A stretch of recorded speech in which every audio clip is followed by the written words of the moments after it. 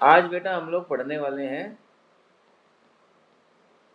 Possible types of decay. Decay मतलब radioactive decay से मतलब है मेरा। ठीक है, तो कितने टाइप के रेडियो एक्टिव डीके हो सकते हैं। तो क्या है कि अल्फा एमिशन भी होता है, कई बार बीटा एमिशन भी होता है, कई जगह पॉजिट्रॉन एमिशन होता है, कई जगह इलेक्ट्रॉन कैप्चर होता है, और कई जगह खाली आपके पास गामा डीके भी होता है।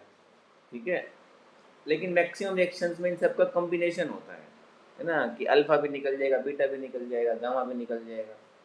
तो हम एक एक करके पढ़ते हैं कि जब भी किसी तरह का कोई एमिशन होता है तो क्या फ़र्क पड़ता है हमारे पास जो प्रेजेंट न्यूक्लियाई है उसके ऊपर, है ना। तो सबसे पहला टाइप जो है वो है मेरे पास अल्फा एमिशन। ठीक है, अल्फा पार्टिकल जो है ये आपको पता ही होगा, काफ़ी बार बताया गया है। ये हमारे पास क्या होते हैं, फास्ट मूविंग हीलियम न्यूक्लियाई, है ना।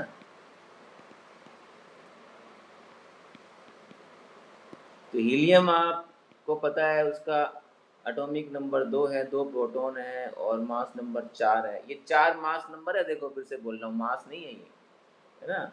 तो हमारे पास जो 4 है ये मास नंबर है, यानी कि 2 प्रोटॉन है, 2 न्यूट्रॉन है, और इलेक्ट्रॉन भी 2 होंगे क्योंकि प्रोटॉन 2 है।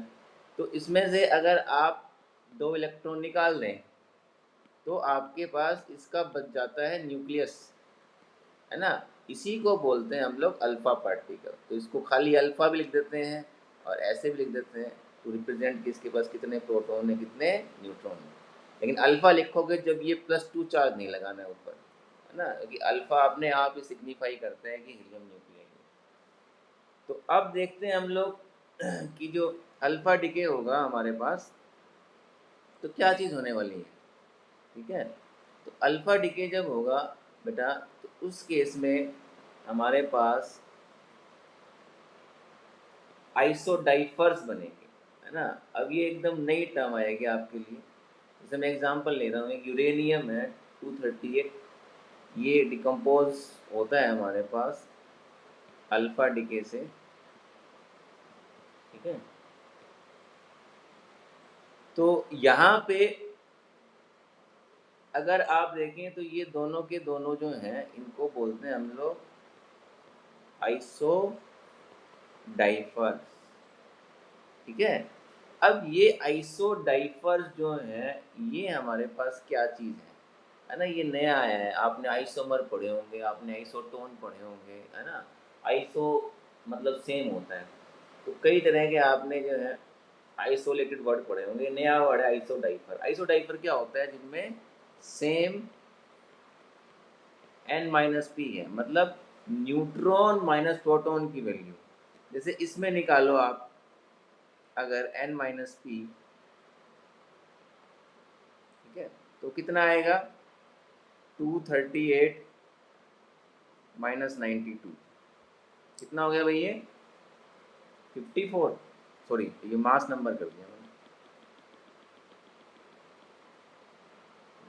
जैसे मैं यहाँ निकालता हूँ तो ये तो मास नंबर है मेरे पास, मुझे न्यूट्रॉन माइनस प्रोटॉन निकालना है। तो पहले तो आप जो है न्यूट्रॉन ही निकालोगे, तो 238 में से 92 जाएगा तो कितना बचेगा 146। ठीक है, तो इतने न्यूट्रॉन और प्रोटॉन कितने हैं इसमें 92। तो अब इसमें अगर आप निकालो n-p तो कितना आएगा वो 146 -92 यानी कि 54।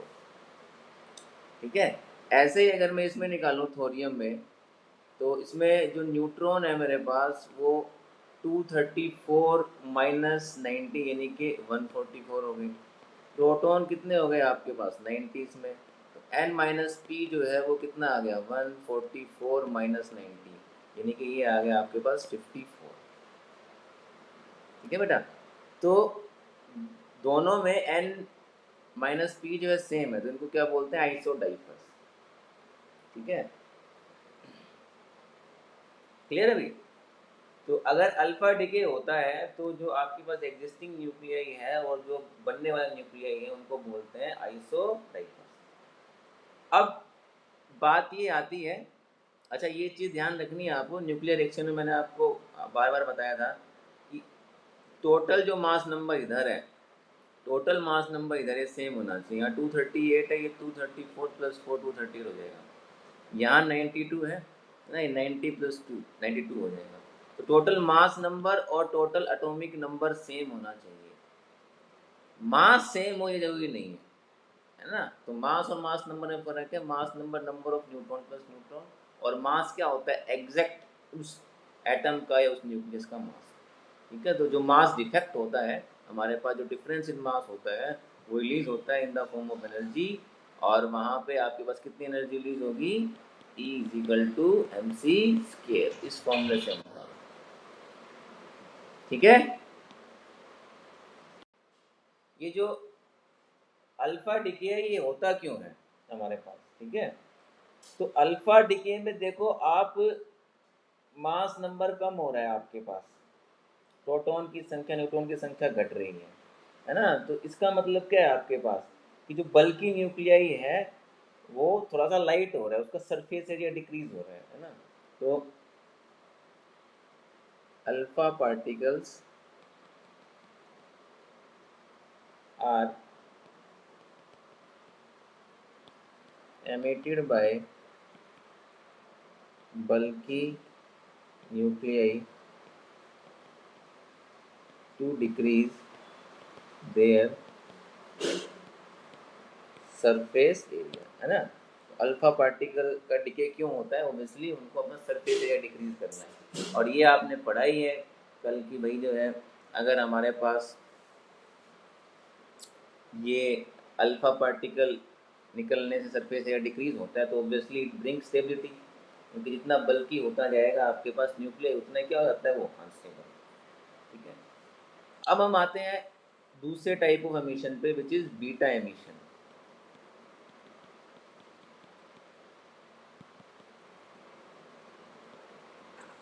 तो क्या, हाँ, नहीं नहीं, कहीं से निकलेंगे ना ये, किसी रिएक्शन से भाई।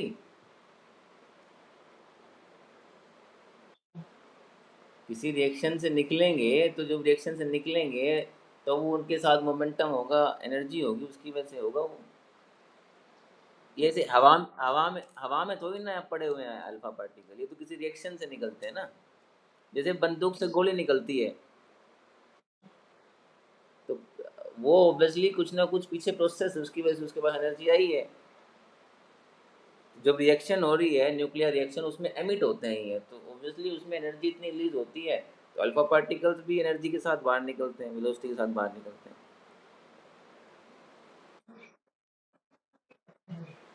अल्फा पार्टिकल नहीं, जो न्यूक्लियाई हैं वो। क्योंकि बेटा जितना ज़्यादा सरफेस एरिया होगा, जितना बल्कि होगा, कल ही तो बताया था मैंने, उतना अनस्टेबल होगा।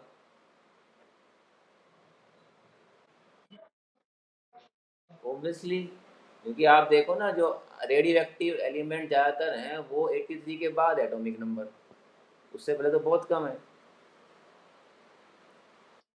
ठीक है, अब आ जाते हैं हम लोग बीटा एमिशन पे। तो बीटा पार्टिकल हमारे पास क्या होते हैं, ये है फास्ट मूविंग इलेक्ट्रॉन। ठीक है, ये इलेक्ट्रॉन ही है फास्ट मूविंग, लेकिन क्योंकि आपके पास जो है ये न्यूक्लियर रिएक्शंस में निकलते हैं, तो यहाँ पे इनको हम लोग बीटा पार्टिकल बोल देते हैं। तो ऐसे लिखने की बजाय आप ऐसे भी सकते हैं। ठीक है, अब ये कब होता है ना, और क्यों होता है, और इससे क्या इफेक्ट आता है। तो देखिए, आपके पास न्यूक्लियस के अंदर हम चलें, ठीक है, अगर न्यूक्लियस के अंदर हम चलें, तो हमारे पास न्यूट्रॉन जो है वो डिके होते हैं जरूरत पड़ने पे, ऐसे नहीं अपने आप हो जाएंगे, स्टेबल में नहीं, अनस्टेबल में होते हैं, है ना। प्रोटॉन बनाते हैं, और आपके पास बीटा पार्टिकल निकलता है, और आपके पास जो है एक ये पार्टिकल निकलता है, इसको बोलते हैं एंटी न्यूट्रिनो। Anti neutrino. अब ये मैंने बताया था, ये जो पार्टिकल है इस तरह के जिनके ऊपर ना कोई चार्ज है ना कोई इनका मास है, इनका क्या काम होता है? जैसे यहाँ एंटी न्यूट्रिनो है ना, ये निकलता है टू कंजर्व एंगुलर मोमेंटम।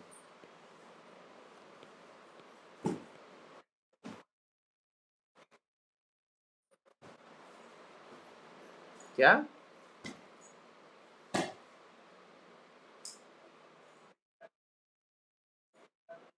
ये तो आपके पास सिंबल है ना, नीचे चार्ज नंबर लिखते हैं, ऊपर मास, इलेक्ट्रॉन का मास ऑलमोस्ट जीरो होता है, तो नीचे चार्ज लिखा हो उसका -1 ऊपर। ठीक है, तो ऐसे लिख दो, चाहे ऐसे लिख दो। ठीक है, तो जब देखो ये न्यूट्रॉन प्रोटॉन में कन्वर्ट होगा और बीटा पार्टिकल एमिट करेगा, तो न्यूट्रॉन की संख्या कम हो जाएगी, प्रोटॉन की बढ़ जाएगी, है ना? तो ये कब होता है?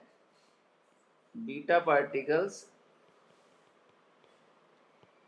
Are emitted when n/p ratio is large.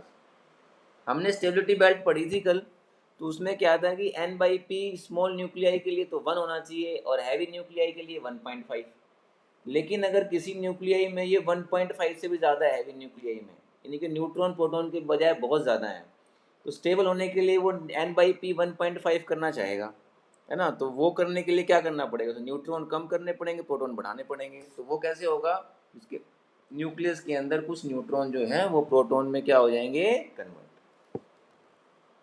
ठीक है, तो अगर मेरे पास बीटा एमिशन होता है तो जो प्रेजेंट न्यूक्लियाई या पेरेंट न्यूक्लियाई जो है, और जो हमारे पास न्यूक्लियाई बनेगा बीटा एमिशन के बाद, उनमें क्या रिलेशन होगा? जैसे वहाँ पे आइसो डाइपर्स बन रहे थे, वैसे यहाँ पे क्या बनेगा हमारे पास?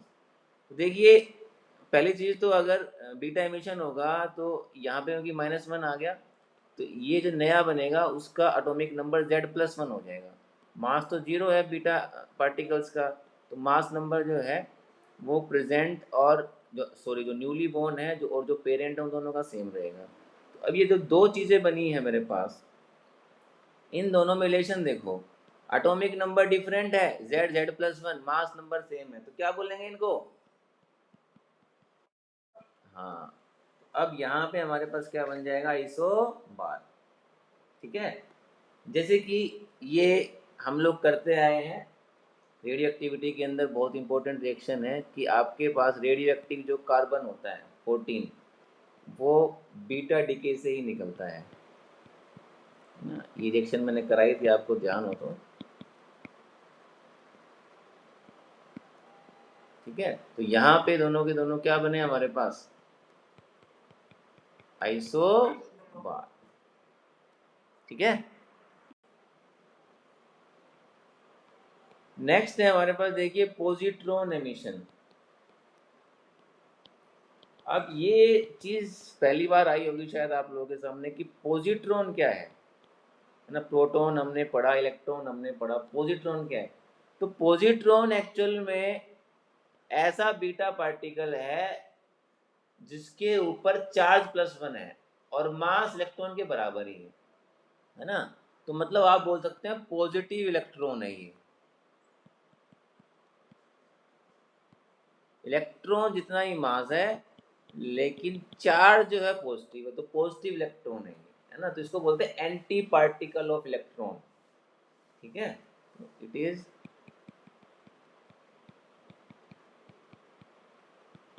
Anti particle of electron that is having positive charge equal to electron and same mass as electron। ठीक है, तो ये होता है पॉजिट्रॉन। अब भाई हमारे पास n/p जो है जब लेस होता है, यानी कि जब प्रोटॉन जो है वो ज़्यादा है और न्यूट्रॉन जो है वो कम है, यानी पिछले वाले केस से उल्टा, है ना। तो क्या होगा, न्यूक्लियस के अंदर प्रोटॉन कन्वर्ट हो जाएगा न्यूट्रॉन में और ये पॉजिट्रॉन एमिशन होगा। तो जैसे मान लीजिए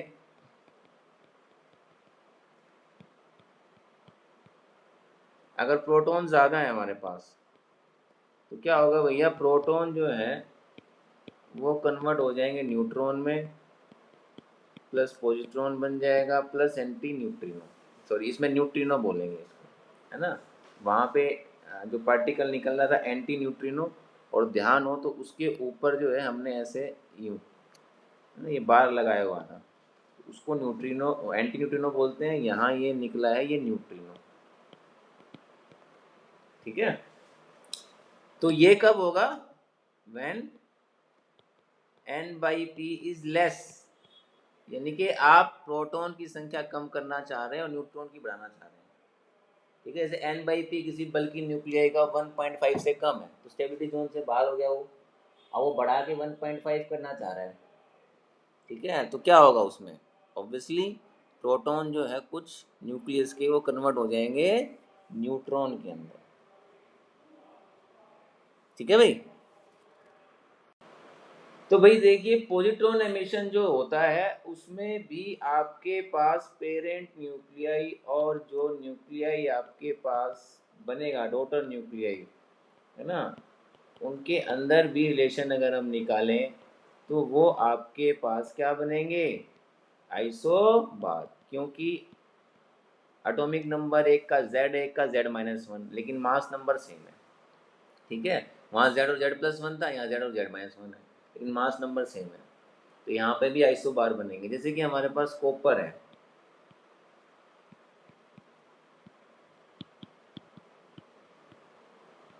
ये जो है पॉजिट्रॉन एमिशन जो है उससे कन्वर्ट होता है निकल में, ठीक है। तो यहाँ पे देखें मास नंबर सेम है लेकिन हमारे पास एटॉमिक नंबर डिफरेंट है, यानी क्या बन गए, आइसोबार।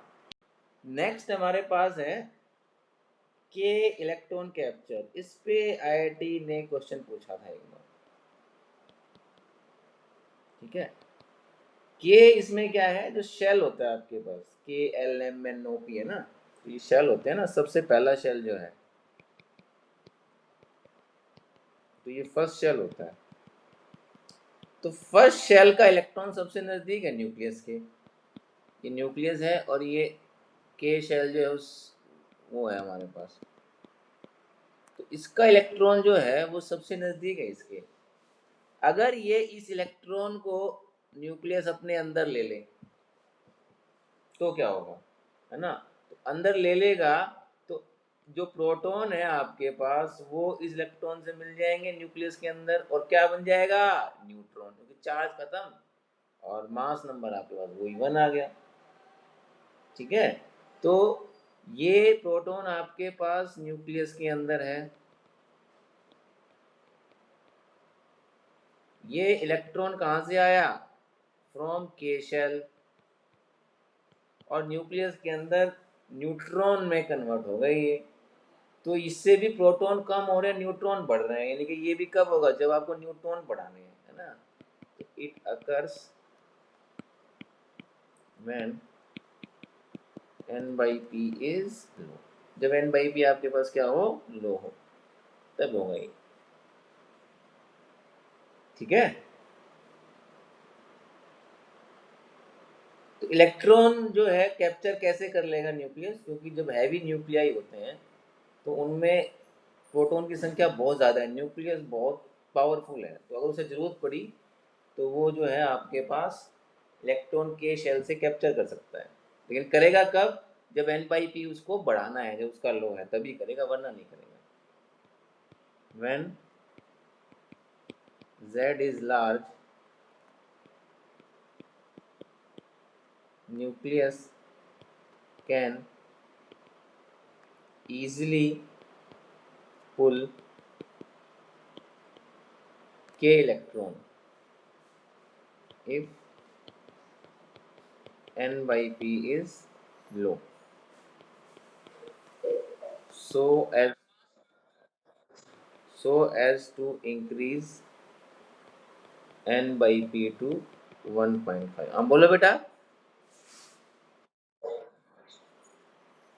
बेटा मास तो कंजर्व होता ही नहीं है, मैंने बताया इन रिएक्शंस में मास एनर्जी कंजर्व होती है।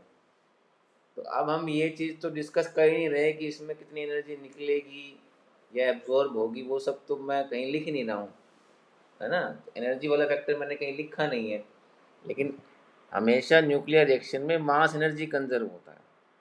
ठीक है, तो यहाँ पे मास अकेला कभी कंजर्व होता ही नहीं न्यूक्लियर रिएक्शन में। लास्ट डिके पे आते हैं भाई हम लोग, अल्फा डिके।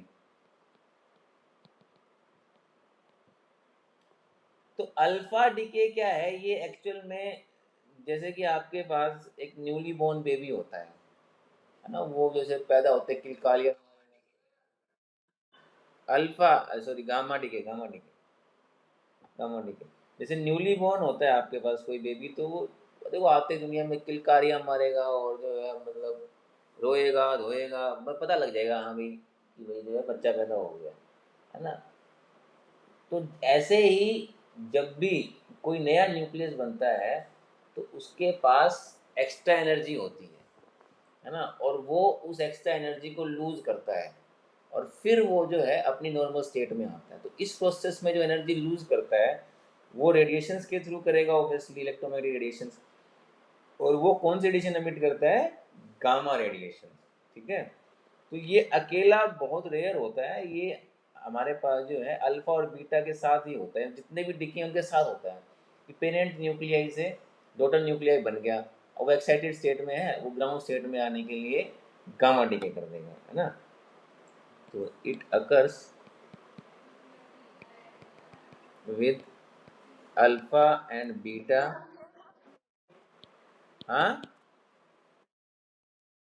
हाँ हाँ, टू डिक्रीज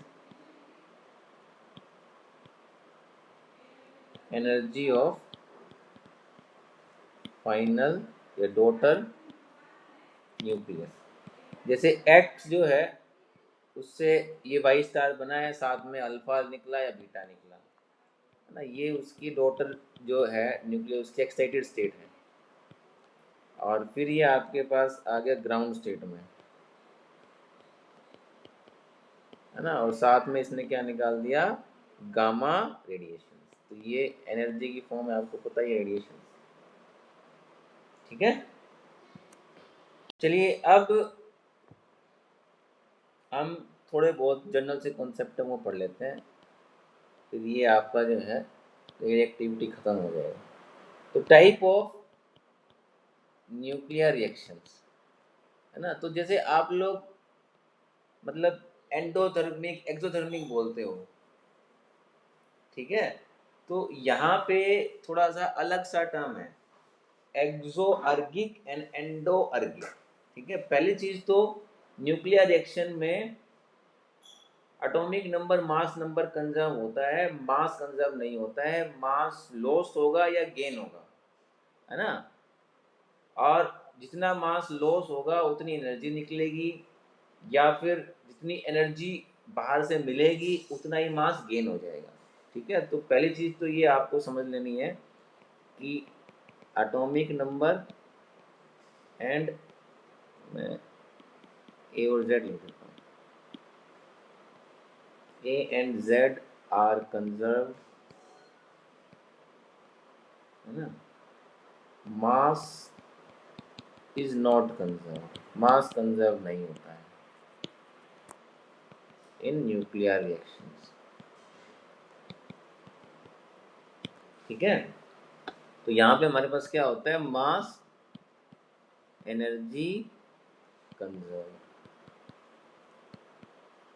कंजर्वेशन होता है। तो मास अगर लॉस होगा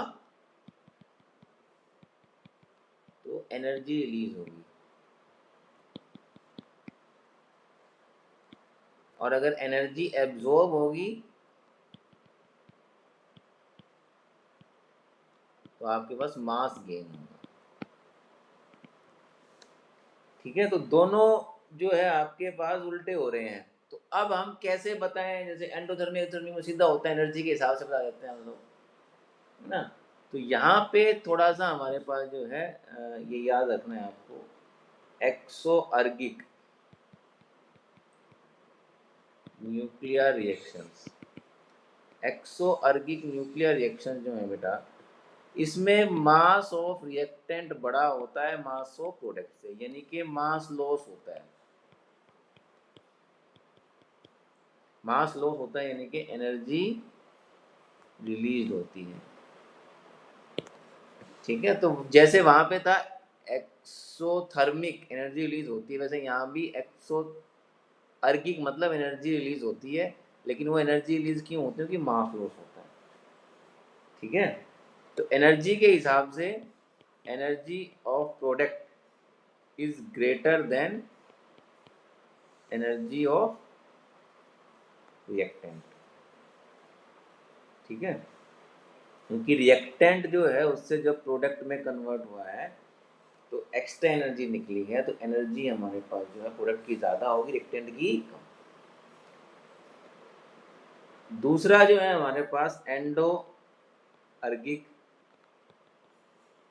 इसमें आपके पास क्या हो जाएगा, mass of reactant less then mass of product, यानी कि मास इज गेन्ड। तो मास गेन्ड कब होगा, जब आपके पास एनर्जी इज एब्जॉर्ब।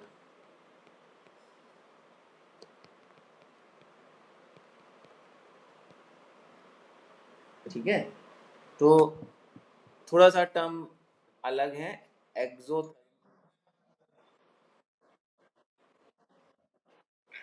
हाँ,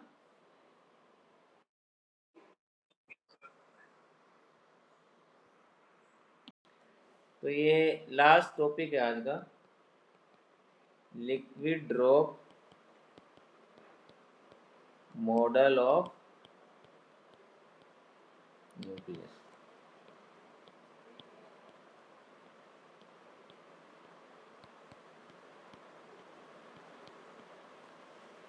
ठीक है,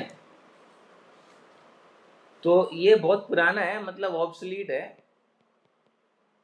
कोई काम का नहीं है, बस जस्ट ऐसे बता रहा हूँ। तो ये बोलता है न्यूक्लियस जो है एक इनकम्प्रेसिबल लिक्विड ड्रॉप की तरह होता है ना, कंप्रेसिबल नहीं, इनकम्प्रेसिबल से कंप्रेस ना कर सके, और उसके इंटीरियर में अट्रैक्टिव फोर्सेस होती हैं सभी साइड से, लेकिन जो सरफेस पे न्यूक्लियंस होते हैं ना, सरफेस पे न्यूक्लियंस होंगे, जैसे यहाँ जो न्यूक्लियन है उस पर तो सब तरफ से फोर्सेस रहेंगी, लेकिन सरफेस पे जो होंगे उस पर खाली इधर अंदर की तरफ से रहेंगी।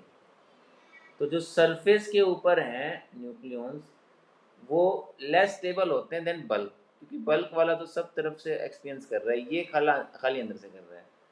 तो जितना बल्कि न्यूक्लियर होता जाएगा उतने ही सरफेस पे आपके पास न्यूक्लियंस आते जाएंगे, और सरफेस पे जितने न्यूक्लियंस होंगे उतना ही आपके पास क्या होगा, वो अनस्टेबल। ठीक है, तो क्या बोल, हाँ, ये बोलता है मॉडल कि न्यूक्लियस जो है एक इनकम्प्रेसिबल लिक्विड ड्रॉप की तरह है, उसके अंदर जो न्यूक्लियंस हैं वो सब तरफ से फोर्स एक्सपीरियंस कर रहे हैं, तो वो बैलेंस फोर्स है। जो सरफेस पे न्यूक्लियन है वो खाली अंदर की साइड से कर रहा है फोर्स एक्सपीरियंस, तो इसलिए वो अनस्टेबिलिटी को बढ़ाता है। तो जितना बड़ा सरफेस होगा उतने ही ऐसे न्यूक्लियन होंगे सरफेस पे होंगे, उतना ही न्यूक्लियस क्या होगा, अनस्टेबल। ठीक है, तो nucleus is like a incompressible drop of liquid, nucleons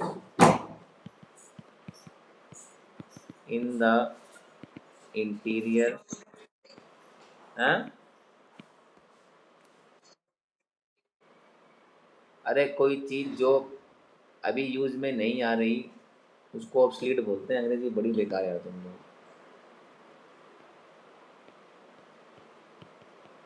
attractive forces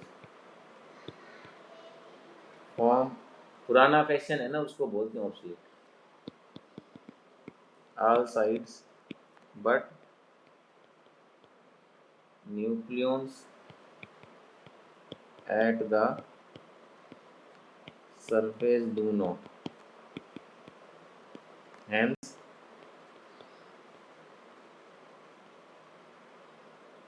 nucleons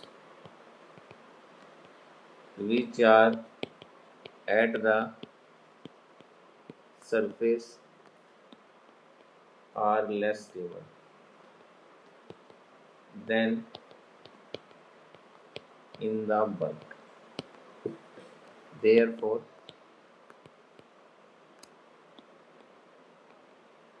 bulky nuclei are